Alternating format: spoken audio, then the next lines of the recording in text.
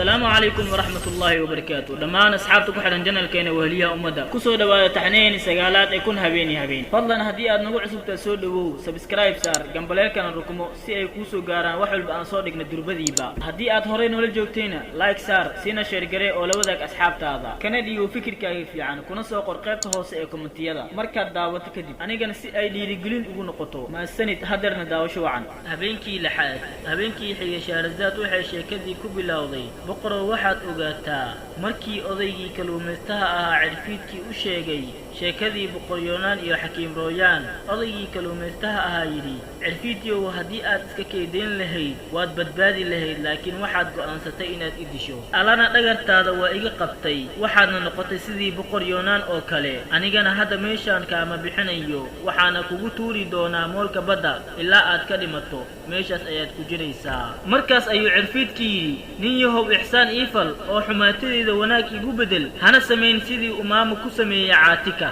مركز أيو أضيجي كلمة ستدأ هايري أو محو سمي مركز أيو عرفيتكي أنيقو هل كان محبوسكو كايو شيكين كرو إيقفر أو إيقبحي هل كان أنيقا نوان كايو شيكين وحان إيقو بلان إنان وحبكو ييلين بس بدل كذا فائدكو نقضو لكن أضيي وكديدي وحونيلي هداد مركي هوري دافي لهي لب كانت أن مئماضين مركا أنيقا آمنكو ومقضو عرفيتكي أيا مركاس أبلان قاضي إنوسا وحبا يلي دونين أسيقو أقول دارتا إنو فراهك قاضي دونو مركي بلانتاسي قاضي أيو أضيي قوانسي إنو كفر ميشو كحرنا أسيقو بلانتاس إسكو هليني يوونا كفري لكن مركو جنيجي ميشي كسو بحا أيو إنت صندوقي قبتي أيو بدا موكيدا كتوري أضيي كلوميسة تدأها أيا إسكو نحي وحونا إسلها تن علامة خير له ما أهن إلا دلين ويقين صدي مركز أيو عرفيتكي كويدي عرفيتي هو الله وحو يدي بلانت هلا أوفيو أنيقان واحد إقبلان قاد إنادان وحبا يلي دونين إسكا كيسيدا مركز أيو عرفيتكي قصلي وحونا كويدي كلوميسته إسورع وونا وضي سيدو وضي وحونا جي ميل مقالدي كبحسن أو أي كتالو بركد بيو كجران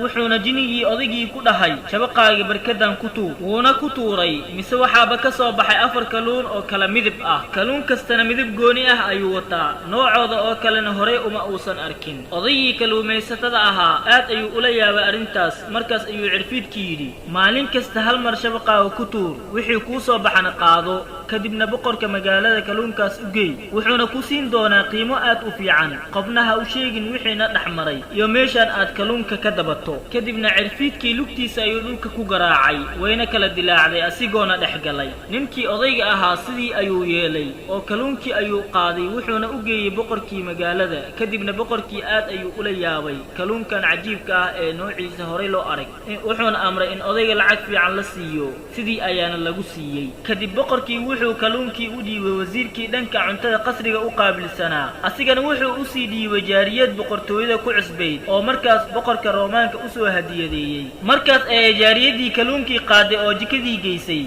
مركي أي دبك سارتي أيا وحدا قاد جكدا أسو استاجي قبر جني أو آد ولبسن وحينا لحظي كالون يهو ولما بلنتي آيات كجرتا مركز أيو كالونكي انت مدح سو قادي يري ها هي قوادي جارية مركي أركتي أرنتاس أي سوحضي مركز أي قوادي مركي سو ناحدي أركتي كالونكي أو قبتي إيضو نحسن أيا وحا أيمد وزيركي وحونا كويري آوي كالونكي مركز أي جارية دي ورنتي وحي أركتي أولان وزيركي أيا يابي وحونا أوعانينكي كالوميستها أها وحونا كدل بضي إن أفرتي كالونك ولمد مركلا كينو مركز أيو نينكي كالوميستها أها بحي أو بركدي تجي وحونا صاد بي كالونكي أسيقونا أوكيني وزيركي مركز أيو وزيركي كالونكي ودي وجارية دي أسيقونا كويري بل توقتان أنيقو كو أركيو كاري مركز أي جارية دي كالونكي قبطي أو دبكي سارتي بل سمركي دبكي سارتي أيا وحا سيدي هوري أو كلا داقدي جيكا سو استاغي قبدي جينكي أهيد إيادو كالونكي كتري كالون يهو ولما بلنتي هور آيات كجرتا مركز أيو كالونكي انت ملح كر أسو قادي يري ها هي هبينكي تضوات مركي وزيركي أرنكي أركي أيو وحو يري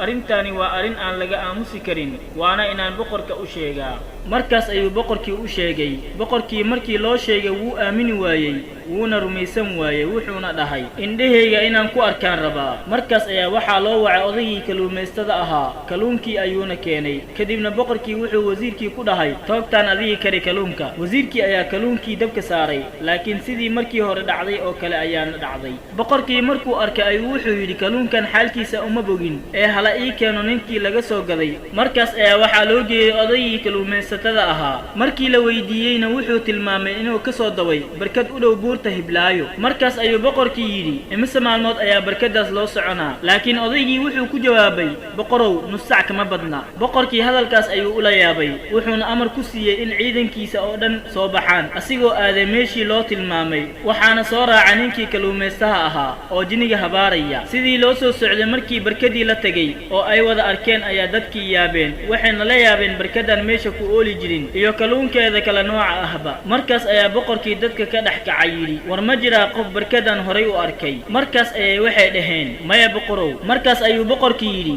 waxaa igu ballan ah inaan boqortooyadeyda u noqon kuna fadhiisan carshigayga anigoo soo ogaan xaqiiqada ka dambaysa barkadan iyo kaluunkeedaba. markaas ayuu boqorka amar ku siiyey ciidanka inay meesha degaan. kadibna wuxuu u wacay wasiirkii kaasoo ahaa mid aad u caqli badan, wuxuuna ku yidhi waxaan go'aansaday inaan keligayga baxo oo qofna ay raacin soona ogaado xaalka barkadan iyo xaqiiqdeedaba. marka adiga waxaad samaynaysaa waxaad hor istaagaysaa teendhadayda, qofna uma ogolaanaysid inuu soo galo. una sheeg qofkii u baahan inuu i arko inaan mashquulsanahay ilaa aan ka soo laabanayo. markaas ayuu wasiirkii sidii yeelay. markaas ayuu boqorkii habeenkii saqdhex guureeyey, wuxuuna socdaba markuu muddo maalmo ah safar ku jiray ayaa maalintii dambe wuxuu ku soo baxay qasri aad u madow lagana sameeyey dhagxaan aad u madow, wuxuuna leeyahay labo albaab oo midkoodu furnaa kan kalena xidhnaa. markuu boqorkii arkay aad ayuu u farxay, wuxuuna isdhahay waxaa laga yaabaa qof kuu warmay inaad ka hesho. markaas ayuu qasrigii hor istaagay, albaabkiina gargaraacay idin ahaan, laakiin wax u idmo ayuu waayey. cabaar markuu gargaraacayay qof ka furana uu waayey ayuu markii dambe qasrigii galay. markaas ayuu la yaabay quruxda iyo bilicda qasriga, wuuna ku dhex wareegay xoogaa, laakiin qofna wuu ka waayey. waxaana qasrigii ka buuxay alaab iyo maacuun ka samaysan dahab, wax joogana ma lahan meesha. cabaar markuu qasrigii ku wareegay qofna ka waayey ayuu markii dambe meel iska fadhiistay asigoo yaaban. laakiin waxyar kadib ayuu shanqar sidii qof xanuun haayo maqlay. markaas ayuu boqorkii soo aaday dhankii uu shanqarta ka maqlay, mise waa wiil sariir kor saaran go'na huwan murugna ka muuqato. markaas ayuu boqorkii wiilkii salaamay. markaas ayuu wiilkii salaantii ka qaaday. markuu xaal waraystay ayuu wuxuu boqorkii yidhi waxaan rabaa inaan su'aal ku weydiiyo. markaas ayuu wiilkii yidhi iweydii. kadib boqorkii ayaa wiilkii u waramay, wuxuuna ka waraystay barkadii iyo inuu ugu xaal waramo. wiilkii markuu hadalkii maqlay ayay ilan ka soo daadatay asigoo aadna u ooyey. markaas ayuu boqorkii yidhi maxaa kaa oysiinaya wiilkaygiyo? wiilkii ayaana ku jawaabay oo maxaan u ooyn waayey iyadoo xaalkayga sidaan yahay? markaas ayuu wiilkii go'ii uu huwanaa iska qaaday, mise wiilka qaarka dambe wixii xudunta ka hoosayso dhagax ayuu ka yahay, inta kalena dad. markaas ayuu boqorkii yaabay kuna yidhi wiilkii maxaa kugu dhacay oo xaalkaagana muxuu yahay? wiilkii ayaa markaas yidhi boqorow waxaad ogaataa in buurahan aad u jeedo ee afarta ah inta u dhexaysa ay magaalo ahaan jirtay, waxaana ka talin jiray aabahayga muddo 70 sano ah. kadib markuu dhintay anigaa xilka la wareegay, waxaana guursaday in adeertay oo ahayd gabar aad u qurux badan, waxayna ii jecleed si aad u daran. weligeyna ma arkin qof sideeda oo kale ii jecel. heer xitaa waxay gaartay haddii aan ka maqanahay waxba aysan cunin waxna cabin. gabadhaas waxaan qabay muddo 5 sano ah. maalintii dambe ayaa waxaa dhacday cunto kariyihii ayaa waxaan ku amray inuu casho fiican noo diyaariyo. kadibna waxaan u wacday 2 jaariyadood si ay igu riixriixaan.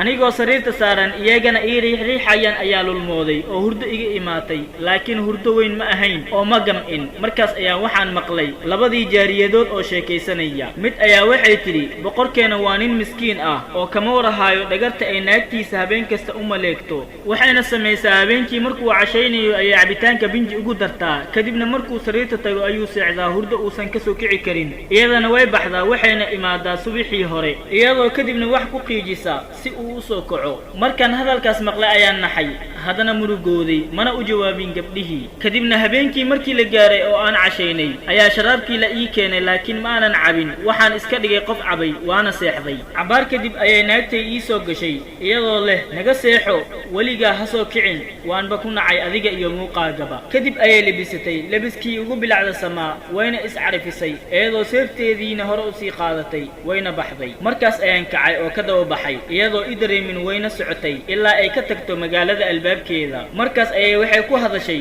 hadal aanan fahmin. waxaa furmay albaabkii wayna baxday. asigoo hadalkii sii wado ayuu wuxuu yidhi waan ka daba baxay iyadoo i dareemin waxaana daba socdayba. waxay markii dambe gashay guri qasri u eg aadna u sharxan. waxaa qasrigaas ku jira wiil madow oo bishintiisa hoose digsiga u eg tahay halka tan korena digsiga daboolkiisa la moodo. wuxuuna afkiisa ku gurbinayay dhagxaanta yaryar ee quruuraxa kuwaasoo dhulka daadsanaayeen. markuu arkay naagtaydii oo u soo gashay ayuu wuxuu ku yidhi naahoogto maxaa kuu dhacay oo aad u soo daahday? saaxiibadeedii mar hore ayay inta baashaaleen kala tageen, anna saacan ayaan keligeeyay halkaan fadhiyaa. markaas ayay waxay ku tidhi waad og tahay sayidkaygiioo inuu i qabo in adeerkay wejigiisa ha gubtee. haddaan adiga kuu baqi lahayn magaaladan mar horaan ka dhigi lahaa mid qariban waana baabi'in lahaa si ay isugu beddesho meel dugaaga ku nool yihiin oo dadka ka caagan. markaas ayuu ku yidhi naayaa been leeyahay aniga beentaas ha ii sheegin. waxaadna ogaataa haddii aad maanta kadib adoo xilligan oo kale socotid aan ku arko inaan mar kale ku taaban doonin